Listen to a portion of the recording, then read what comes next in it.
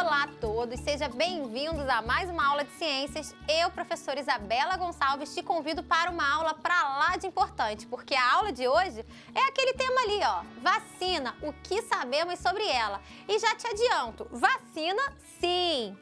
Bom, quando a gente começa a falar de vacina, qual é a função da vacina? Você tem alguma ideia? Acertou aí de casa para quem falou que é para prevenir alguma doença. Exato. A vacina, ela vai trabalhar basicamente com a prevenção de doenças e, mais para frente, a erradicação. Porém, a gente não pode começar essa conversa de vacina sem antes falar do sistema de defesa. Bom, para a gente não ficar doente, a gente tem que ter o quê? Algo defendendo o nosso corpo, né? Para não ficar doente contra algum micro-organismo. E você sabe que você tem um sistema de defesa para lá de competente? Exato, galera. A gente tem um batalhão aí, um exército pronto para qualquer corpo estranho que tenta invadir o nosso corpo entrar em ação. E aí, o que acontece? A gente tem um sistema de defesa natural, a gente vai dar nomes a esses sistemas. Quando a gente tem algo estranho, qualquer substância estranha, a gente vai chamar de antígeno. Uma partícula de um vírus, algum fragmento de bactéria, por exemplo. E aí a gente vai começar a reconhecer esse corpo estranho. Eu digo, nosso sistema imunológico, nosso sistema imune. Vai começar a reconhecer esse corpo estranho e vai desencadear uma resposta. Essa resposta vai ser dada pelos anticorpos. Então, gravem esses nomes para a gente começar a aula de hoje falando principalmente do nosso sistema de defesa. Vamos lá!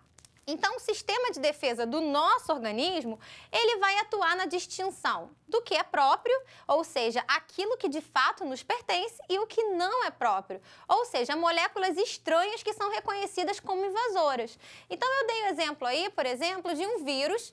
Ele tentando, invadir um corpo, eu vou ter aqui partículas virais que vão ser reconhecidas, como vocês conseguem observar nesses triângulos, quadrados e círculos, e vão ser reconhecidos por quem? Esses antígenos serão reconhecidos pelos anticorpos. Então, esses anticorpos, eles terão essa função de se ligar. Vocês conseguem observar nessa segunda imagem, após essa resposta, esse reconhecimento, eles se ligam para fazer o quê? Para combater. Então, a gente sabe, vem cá, que nós temos uma defesa natural, ok? Nós temos essa defesa, mas também teremos a defesa artificial. E é aí que vai entrar quem? A vacina. Então, continuem aí no slide. Então, agora eu consigo mostrar para vocês a defesa natural, que vai ser feita por vários sistemas do nosso corpo. Nós temos a pele, o suor, a lágrima como primeiras barreiras, digamos assim, e as células de defesa propriamente ditas, que vão combater esses micro-organismos. E a defesa artificial será a vacina. Por quê, professora? A vacina, ela vai ser o quê? Um método artificial de imunização ativa e preventiva. Por que ativa? Porque você vai receber, na verdade, micro-organismos de forma mortas ou atenuada, e aí esse micro-organismo vai causar em você o quê? A produção, ele vai estimular a produção de anticorpos. Então, por isso a imunização ela é ativa. E também será preventiva. Por quê? Porque uma vez que você tem um contato com um agente estranho, aquele exército que eu falei para vocês, aquelas células de defesa, elas vão entrar em ação. Seja através da vacina ou seja através de alguma doença que você possa contrair. E esse sistema de defesa, uma vez em ação, ele vai conseguir o quê? Gravar a imagem, a identidade daquele micro-organismo, de forma que quando você for exposto novamente, você não vai ficar doente. Por quê? Porque o seu sistema imune, ele vai saber e vai reconhecer aquele agente e já tem a resposta pronta para ele. Então, a vacina, ela vai fazer o que com a gente? Ela vai nos preparar, ela vai preparar o nosso corpo a combater aquele micro-organismo antes, na verdade, de que a gente tenha contato com ele de uma forma mais forte, de uma forma mais potente. Vamos continuar no slide. Então, o que acontece? A preparação, ela vai ser o quê? Constituída, o que vai ter dentro da vacina, Ela vai ser constituída de micro-organismos, sejam vírus, bactérias, fungos, dependendo da doença que for combater, que for prevenir melhor, modificados no laboratório de forma que eles vão perder a sua potência de provocar determinada doença. E, além disso, eles possuem os agentes causadores da própria doença. Então, se eu tenho, por exemplo, uma vacina contra o sarampo, dentro da vacina do sarampo, terá o quê? Partículas do vírus do sarampo, seja ele inteiro, seja um fragmento, seja ele combinado com outros micro-organismos, e aí parte do seu código, da sua identidade, por exemplo, vai estar lá. Então, qualquer vacina, pessoal, ela vai ter ali dentro o micro-organismo que a gente vai tentar prevenir daquela doença que ele causa, ok?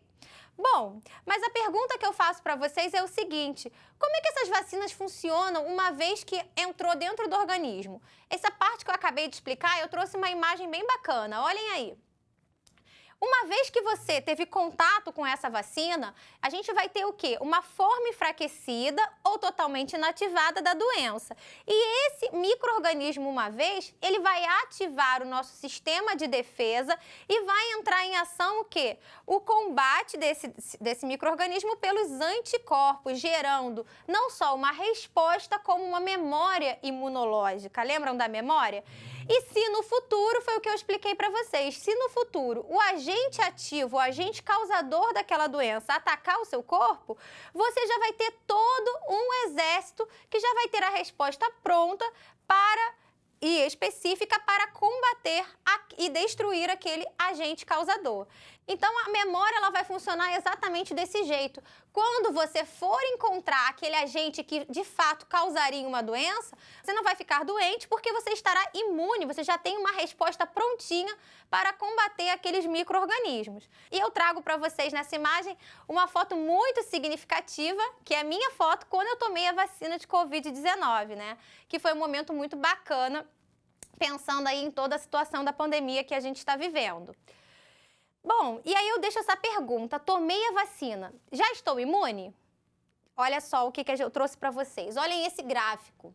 Eu tenho aqui a primeira exposição. Lembra que eu falei que vai ser com um micro-organismo de forma fraca, então você não vai ficar doente. Mas o que acontece? O seu corpo ele precisa de um tempo para reconhecer o micro-organismo, seja o vírus, bactéria, e depois desse tempo, que aí você vai começar a gerar o quê? Os anticorpos. Então, o seu corpo ele precisa desse tempo para reconhecimento, para preparação da resposta e para gerar a memória. Então, esse tempo vai ser exatamente se eu faço, por exemplo, um teste de sorologia, que é o que a gente está acostumado muito a falar, que é para ver se aquela vacina foi eficaz, para ver se eu já tive determinada doença, enfim.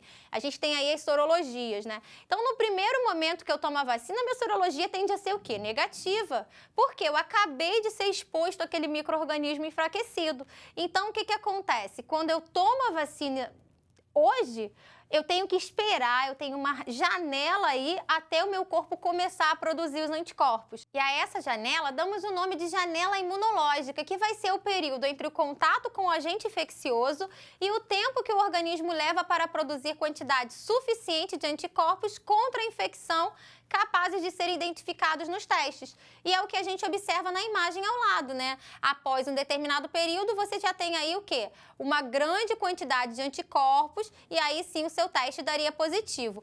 Inclusive, uma curiosidade, quando você viaja para algum estado que tem alto índice de febre amarela, as companhias de viagem, as agências de vigilância sanitária, por exemplo, elas exigem a vacinação contra a febre amarela, porém com período de no mínimo 21 dias. Por quê? Esse período é justamente essa janela imunológica. Não adianta eu tomar a vacina hoje e viajar amanhã.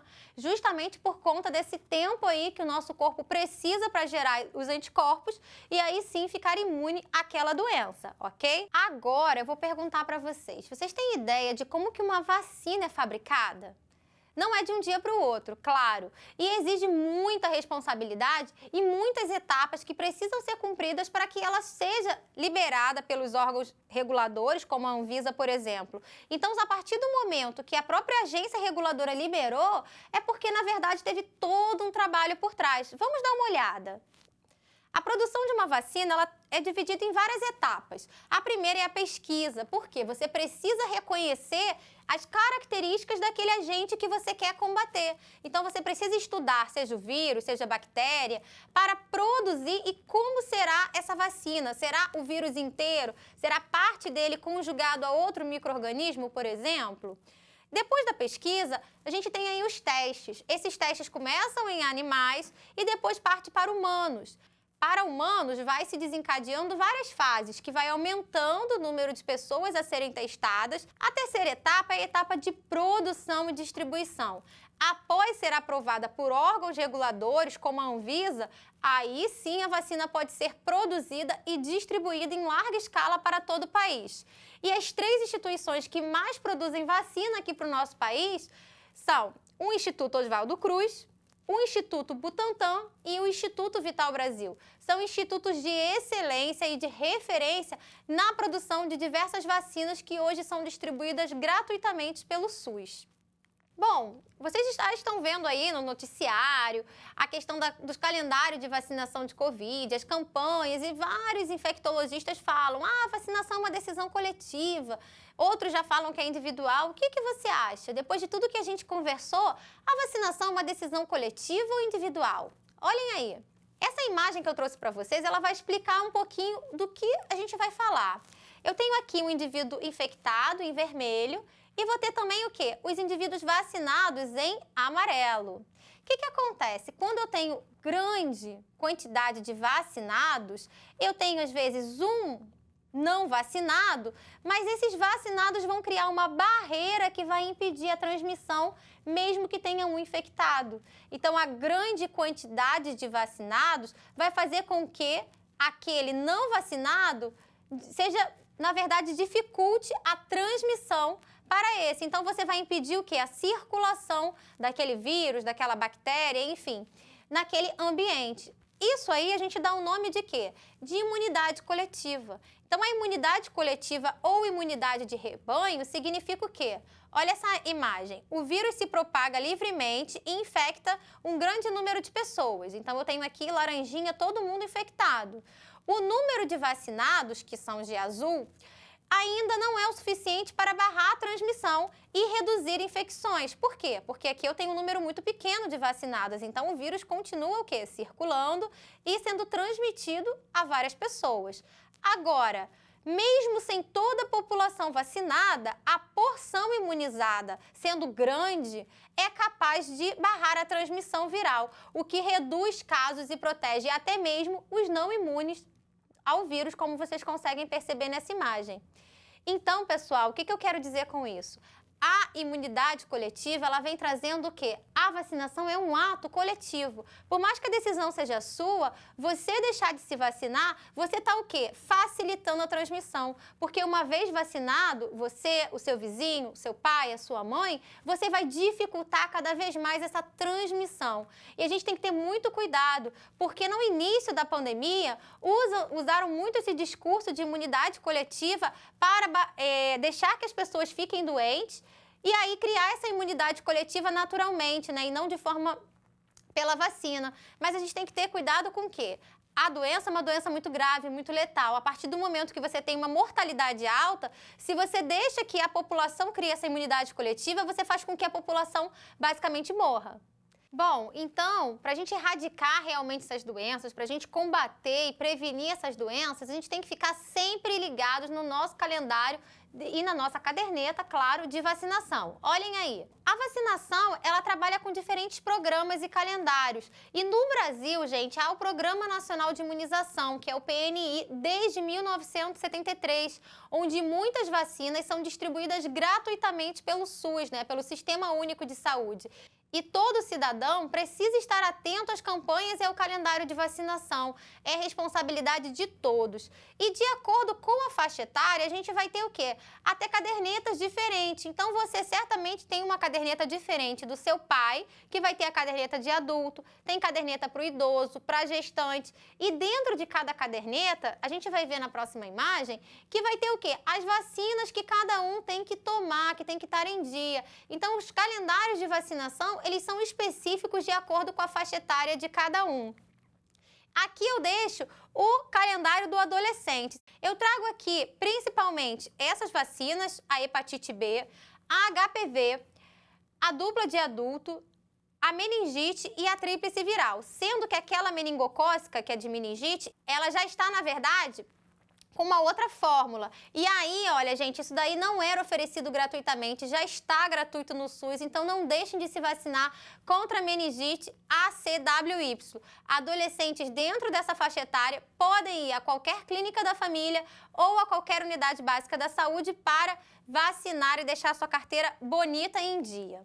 Agora eu trago uma questão muito complicada, que várias doenças consideradas erradicadas no Brasil, e nós ganhávamos títulos quando a gente tinha uma doença erradicada, como por exemplo do sarampo, elas estão ressurgindo no Brasil. Então a gente tem aí, a cobertura da vacinação infantil teve queda de até 39% dentro da pandemia. Mas esse caso, pessoal, de redução de cobertura vacinal, isso já vinha acontecendo antes da pandemia. Se a gente olha aqui esse gráfico, a gente está vendo o quê? Uma queda. Desde 2015, a gente está vendo uma diminuição da cobertura vacinal. E essa questão é muito triste, por quê? Olha o que aconteceu aí nessa reportagem. Brasil perde certificado de país livre de sarampo. Então, nós tínhamos, na verdade, o certificado de erradicação, ou seja, a doença não estava mais circulando e já começaram novos casos do sarampo justamente pela não vacinação, né? O que a gente vai chamar aí de movimento anti-vacina. Então, essa decisão de não tomar a vacina, por exemplo, do sarampo, faz com que doenças que eram erradicadas voltem a ressurgir. E tem mais, a vacina do sarampo, ela vem junto com a vacina da rubéola, sarampo, cachumba e rubéola. Então você tem aí doenças que também já estavam tiradas, já estavam erradicadas, melhor, como a rubéola, que voltam a assolar novamente o nosso país. Então, a nossa aula está ficando por aqui, mas eu deixo aí um recado para vocês. Olhem aí. Então, pessoal, com saúde não se brinca. Diga não às fake news. Vacinas causam autismo? Nem pensar. Vacina muda seu DNA? De forma nenhuma. É falso que nanorobôs serão introduzidos em vacinas da Covid-19 para alterar o DNA, gente. Que bom que isso é falso, porque não tem a menor lógica. E aí eu digo, não vou tomar vacina, tenho medo de virar jacaré. E olha o que o jacaré responde. Também não vou tomar, porque tenho medo de virar humano. Ou seja, a questão da desinformação ela é tão grande a ponto de a gente pensar que a gente vai se transformar em um outro animal. Então olha o recadinho que ele falou para vocês. A vacina não vai fazer você virar jacaré, tá bom? É verdade esse bilhete.